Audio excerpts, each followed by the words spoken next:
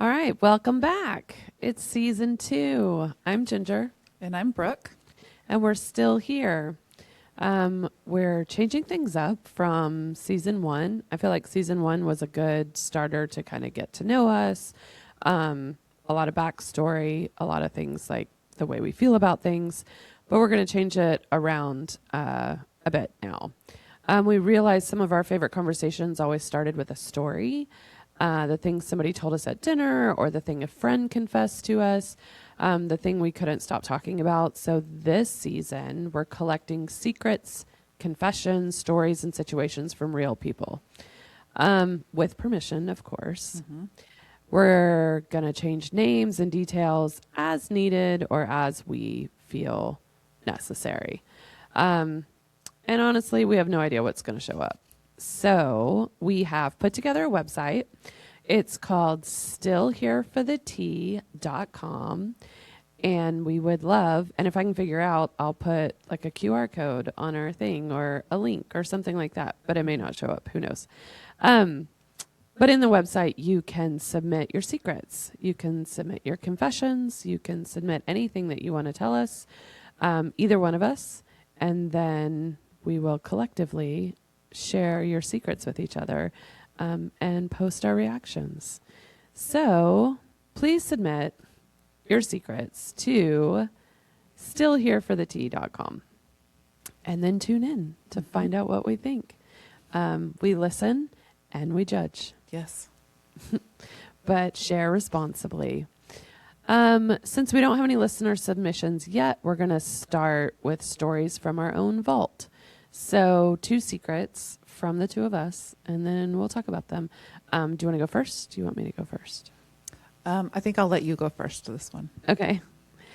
So this is probably the biggest secret that I have that's not, super scandalous. I don't think it's scandalous at all. But like one of the biggest lies I ever told when I was a kid. I grew up in Volusia County in Florida in the 80s. And during that time was when Adam Walsh was kidnapped from a mall in Florida. And so we grew up with this whole like stranger danger, kids disappearing kind of thing. Adam Walsh disappeared. His dad, John Walsh, became like the host of America's Most Wanted. Anyway, so one day I'm riding home from school with my friend who lives right next door to me. We ride home from school every day. And there's this big kind of creek that splits the road. And we ride our bikes the whole way together, except I go down one side and she goes down the other. And it's far enough away. I don't know how to explain that. Like it's far enough away to where we would have to yell at each other for each. We can't talk, right? And then the side that she's on like cuts in and goes into these trees and then comes back out. And so we ride our bikes home from school. Everything's fine. I go down my side. She goes down her side. We meet back at the road and then we ride our bikes home. No big deal. Mm-hmm. One day I get home and I'm home. My parents get home. We're all just hanging out. And then the news is at our neighbor's house. And nobody knows what's going on. It's the 80s, so nobody like has social media or anything like that. And there's like a news van outside the house.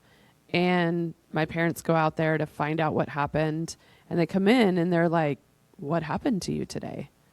And I was like, "I have no idea what you're talking about." Like, what? And my friend, when the road like cut into the trees and then came back out, she said there was a white van back there in the woods and they tried to kidnap her. And I was like, "Oh, sure. Like, yeah, we were driving home." I never lied and said that I saw the van, but I was there. I was like, "Yeah, we rode home together." Like, that was my whole, like, yeah, I guess I was there, but I was on the other side. But like, we didn't rush home. Like when she came out of the trees, we didn't haul ass home. We just like, I never knew anything was wrong. She never said anything to me. She never told me that this happened, but I just like went along. I wasn't going to call her out. I wasn't going to say she was lying. And so I thought that, but then I had to talk to the person on the news. Like I was on the news about like my experience. And then like the next week there was like this big news story, and we were taken out of school and went to Orlando, and we were on like the bigger news channel and talked to John Walsh, like, and we got these little certificates that were like safe kids certificates or whatever. And we were in the paper, and we were on all kinds of news channels about being like these hero kids that got away. That survived. Yeah. And I never told anybody that, like, I just kind of said, I was like, yeah, it was really scary. Like, and I bet now you could like go back and find the newspaper. I should do that. Find the newspaper clipping. I remember like the blue dress I was wearing in the paper and stuff. And so, yeah, that's one of my biggest secrets that I like never told anybody until I was well into my 40s. Well, if anything, now I know you've been surviving. You've been a survivor for a really long time. This whole time.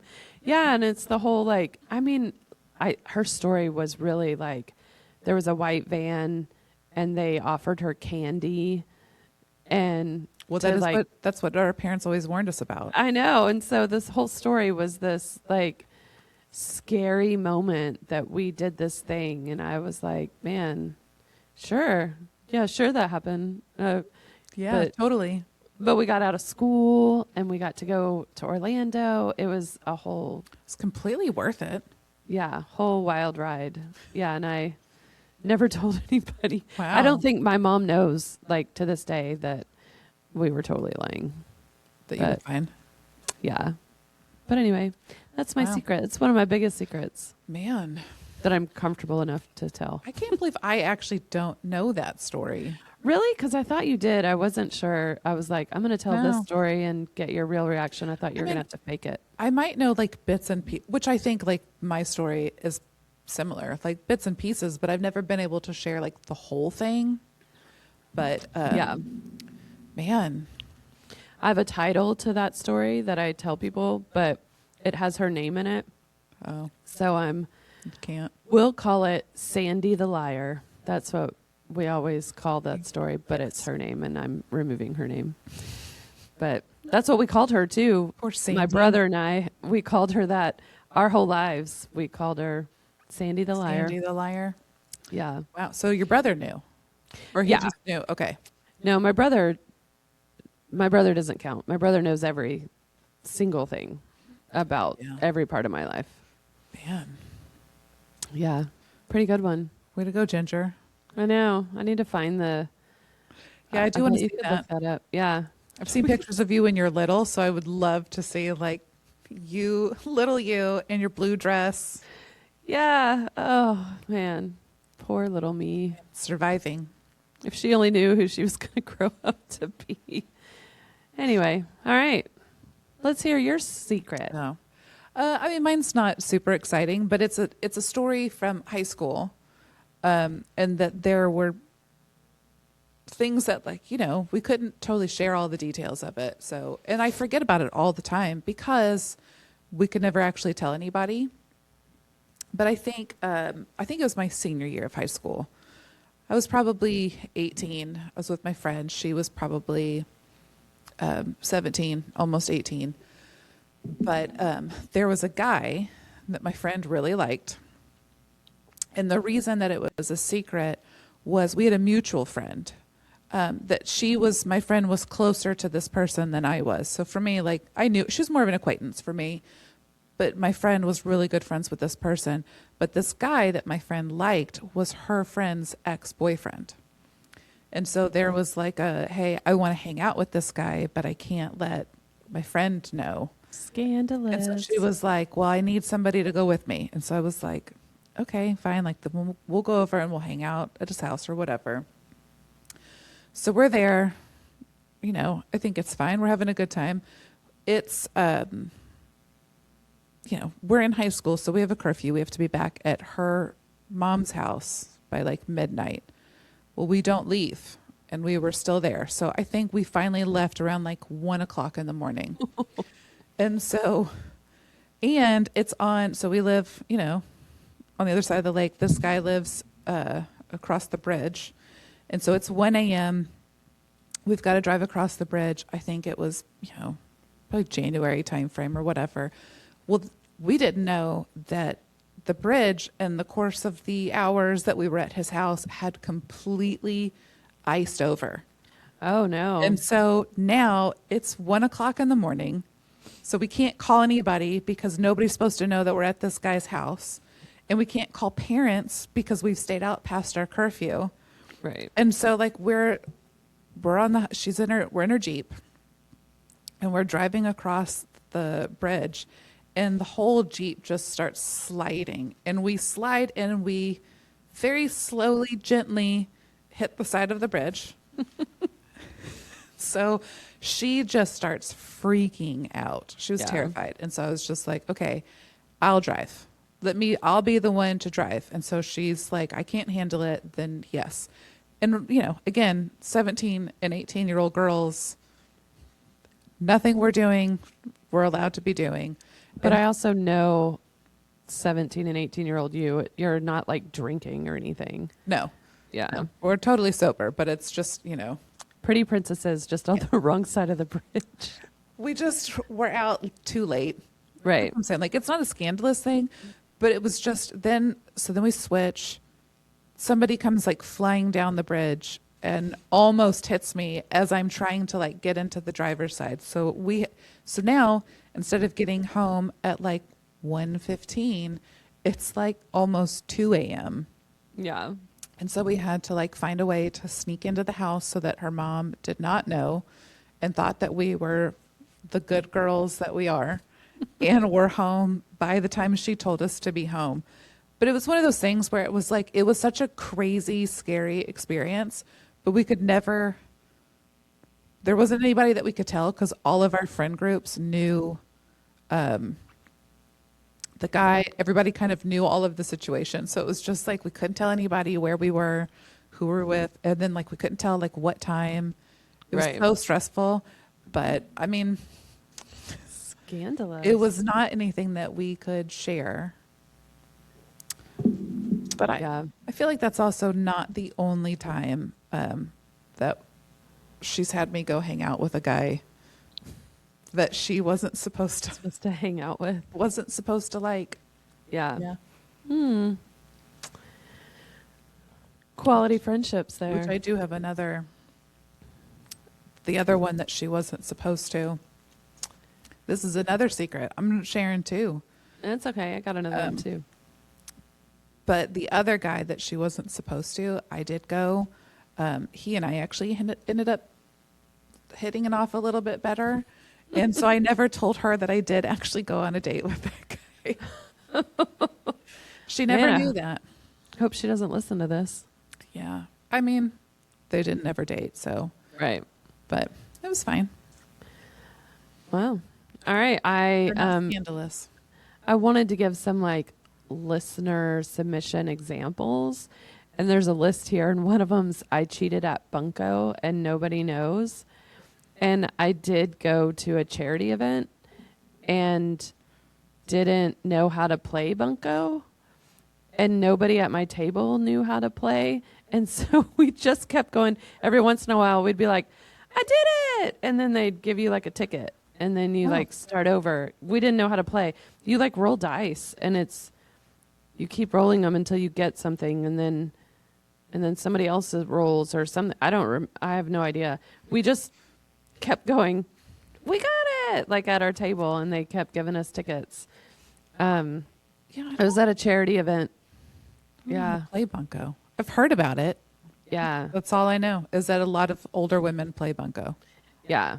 No, we didn't know how to play. And so we just kept winning.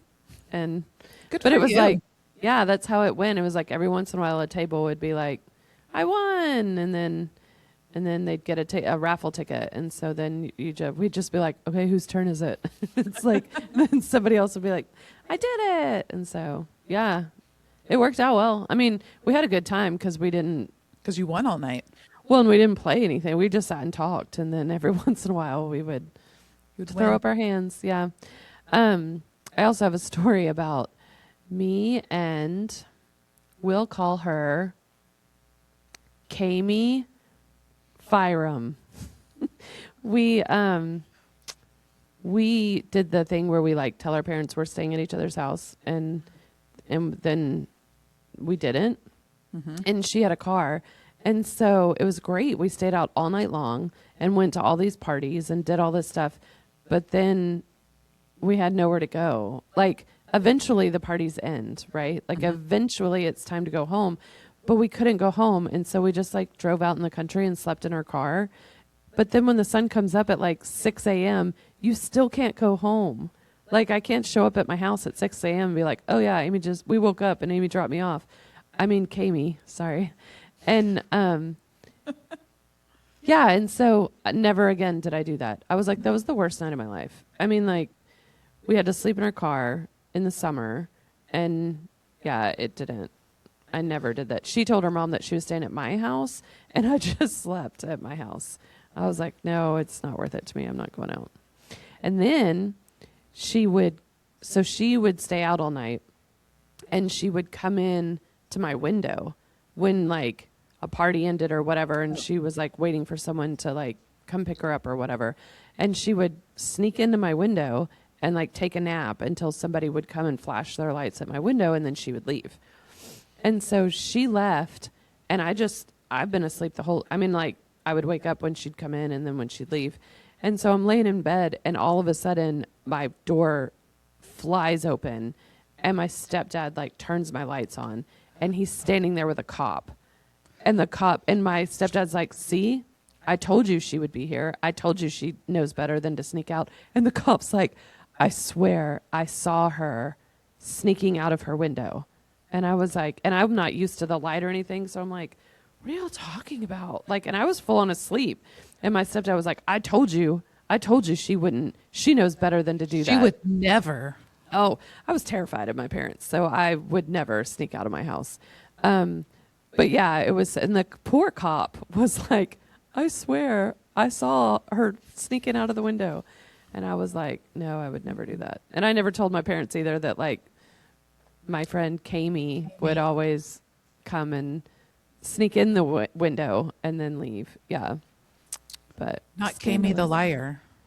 No, Sandy the liar. These are Kami Fyram was in Texas. Mm-hmm. And Sandy the liar is in Florida. So, yeah, we're talking high school and really young elementary school. I don't know if I have any more. Yeah. That I can share. Right. I'm like, I have plenty, but none that are mine that I can share. Oh. We have been told some pretty good ones. Really good ones. I don't know. We have time to share. So what we would like from our listeners is you have to choose who you're going to share your secret with. Mm-hmm. So you choose Brooke or you choose myself. And then whoever you choose, the other one doesn't know the secret. They get sent to us separately. And then we will tell the secret, and the other one has to react and ask questions. And then we tell, like, what we think about it. But since we've had this concept, we have reached out to people or talked to people that we are around, and we have got some really good secrets. So we have two from the same person. I'll tell one, and you can tell the other. Which one do you want to tell? I mean, they're equally as good. But I think we should refer to what we originally referred to her as. It's JJ. Okay. Yeah. Just for privacy. Anonymous. We'll call her JJ. I'll share the most recent one if you want to go with the first one. Okay. So JJ is of the lesbian persuasion. She has a girlfriend. She did have a girlfriend. They live together, have a kid, but they broke up. But haven't moved out or anything. Details don't matter. Anyway, they break up. The girlfriend broke up with her. Right. And she was devastated. Yes. Sad. Went to the bar to wallow in her sadness. Sitting at the bar, drinking, and a man comes up to her and, is talking to her and just like, oh, you look sad. Like, and they just talk each other up. And she decides to take him home with her. And so they're hanging out, drinking more, just, doing their thing, getting to know each other. And all of a sudden, he pulls his dick out.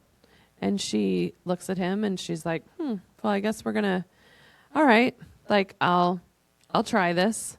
And she starts to give him a blowjob and then immediately is like, whoa, nope, I'm not down. No, thank you. And then is also like, get out of my house. Yeah. And so he leaves her house without his pants on. Yes. And has to go home to his wife with no pants on. And a story of the worst blowjob he's ever had. Probably, I would assume. But yeah, that's the first story we've heard from JJ. And now that I'm thinking, I think that's like 1, 2, 3. I think she's told us 3 now. Yeah, definitely 3. Yeah. Yeah. I mean, it's overwhelming. Like when people feel like they can really actually like share I'm shocked with the amount of people that we've already like had in person tell us like those kinds of like intimate details of their life where it's like, I just met you, but like, okay, like I guess we're there now. Right. There. This is what we're going to do. Yeah. This man, go have lunch at the bar of a restaurant and just talk to the people that are there. That was the only thing she said is that we can't name where she works. Yeah. And so that's good ones. All right. You want to do number 2? Well, like, I mean, I was thinking, so which one are you thinking? The Office one. Oh, The Office. Oh, yeah. Or the other one. I mean, they're both kind of, I don't know what's secret about the last one. So she just told us the story, that she and her ex-girlfriend they did have a moment where they were both at the same restaurant where she works and was like, hey, do you want to just like take a minute in the office? And so they did. They did have a minute together in the office. So they're not like officially back together. I hope it was more than a minute. But I mean, I don't know. She's not a guy, so I don't know. But I don't know that they are back together. So she doesn't know. She doesn't know, so we don't know. But they were like together recently, and they were having a lot to drink. They were having a good time. She drove home and said that she knew like immediately, like I shouldn't have been driving. But then left to go to the gas station to get, what did she say? Buzzballs and Funyuns. There we go. Yes, she went to go get some snacks, fell asleep in the car for, she said, 3 hours. 3 hours. That's a long time to be passed out in the front seat of your car. But was passed out. So much so that she said that the lady that worked at the gas station came out and like knocked on her window and was asking her if she was okay. And she was like, yeah, just here for some snacks. And so she goes inside and gets her snacks. She's walking out and there's a police officer standing by a loaner car. She had a loaner car, not hers, but standing by her loaner. And then he was like, is this your car? And she just says, no. Just turns to keep walking.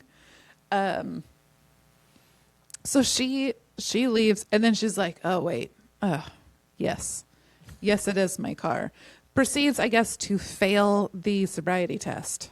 That she thought was a joke. That she thought was a joke. And, isn't resisting, but is just has some questions in the process. I'm Being not gonna, shitty. I'm not going to say those out loud. She did. I'm not.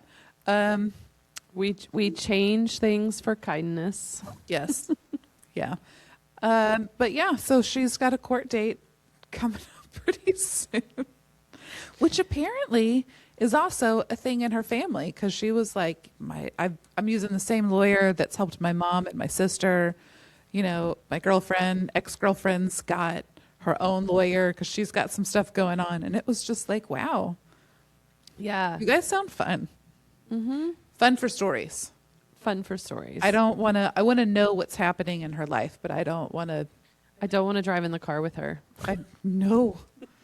I don't want to take a nap in a car either. So Yeah. Yeah. It's so funny that the way people just, oh yeah, I have this story. Like, yeah. but She's even said we can, in fact, use her name. we're not Which- gonna, Not going to, but yeah, we just can't talk about where she works because she uses the manager's office. she uses for hookups. Yeah. That one's All right. crazy. Yeah, those are crazy. She is a good resource for the stories. She is an open book. The place that we go to get these stories is a very good place. The very first story we ever got, which kind of started this whole idea, was somebody that worked there. And he said he kept trying to think of a story, and then he came back and he said, okay, I got one. And how this story was not like top of mind, I am unsure. But he said he has 5 kids between 2 women, and they live less than 2 miles apart and don't know about each other. Which is crazy. I know. You talk about a secret and like keeping things to yourself. Like how do you do that all the time? Yeah, well, and how do you manage that? I mean, although close proximity, it, I mean, I guess. makes sense, I guess. I bet they don't have his location. No, I don't think you share location at that point. Yeah. But Yeah. But anyway, so this is our new concept. We would love some submissions. Send us the funny stuff, the embarrassing stuff, family stories, workplace drama. Send us things you've never told anyone, or but they have to be your secrets. So it is stillhereforthet.com. We have changed our settings on YouTube and Spotify. It's still here for the tea. And we will see everybody next time. we're still here. Bye.